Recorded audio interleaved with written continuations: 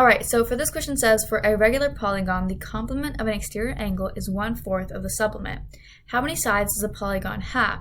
So basically for this question, there are a few relationships we should know between our angles and our sides of different polygons. But first, the first thing I want to go over is what are the complements and supplements of an angle. Quick review. Well, the complement of an angle is what plus an angle equals 90, right? So if we have the angle 30 degrees, its complement would be 60 degrees because added up they equal 90 degrees. So we can represent the complement of an angle x as 90 minus x. This would be the complement of an angle x.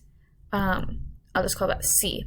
All right, so again, like let's say we have a 25-degree angle, the complement of that would be 90 degrees minus 25 degrees, which would be 65 degrees. In any case, that's the complement. The supplement is just what plus an angle equals 180 degrees. That's the supplement of the angle. So the supplement of 80 degrees is 100 degrees because 80 plus 100 is 180. So similarly, we can represent the supplement of an angle as 180 minus x. Okay, that's the supplement. Now let's write this as complement. All right. And then lastly, we need to talk about the relationship between an exterior angle and the number of sides of a polygon, but let's talk about that later. First, let's figure out, well, just what is our angle? Okay, so let's turn these words, the complement, blah, blah, blah, is 1/4 of the supplement, turn those words into math. So it's saying the complement of an exterior angle, which we just said you can represent as 90 minus x, is equal to 1/4 of the supplement. So that's 1/4 times 180 minus x. So we just converted that first sentence into math using our definitions right here. So solving this out, we can find what x is. So let's multiply everything by 4 to get rid of this fraction.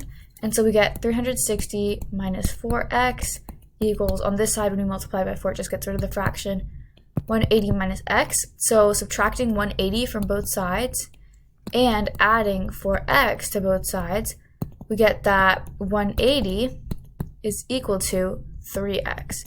So x is equal to 60, and so our angle is equal to 60. We can plug this in to check it. The complement of 60 is 30, and 30 is equal to 1/4 of the supplement of 60, which is 120. So this does indeed work.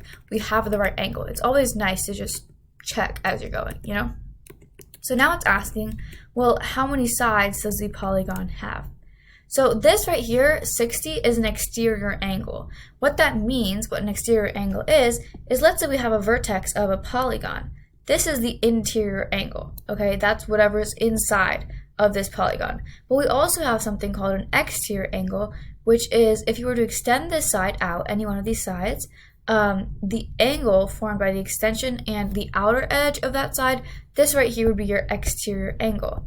And one interesting thing about exterior angles of polygons is that if you add up all the exterior angles of a polygon, they always add up to 360. So in this case, this is a pentagon. So we know there are 5 exterior angles, and they all add up to 360, so 5 times the measure of an exterior angle equals 360, and therefore you can say to find the measure of the exterior angle of a pentagon, you just do 360 divided by 5, because all of them are the same, right? So we can generalize this to all polygons. They have n sides and vertices, and all of those vertices have the same angle measure. So if you just had n, where n is the number of sides, times theta, where theta is the measure of your exterior angle, that's always going to equal 360. So if you want to find the number of sides in a polygon, you can literally just take 360 and divide it by your exterior angle measure, theta. So that's exactly what we're going to do here. Our exterior angle measure is 60, so we're just going to do 360 over 60, and we find that n equals 6, and this polygon has 6 sides. It's a hexagon.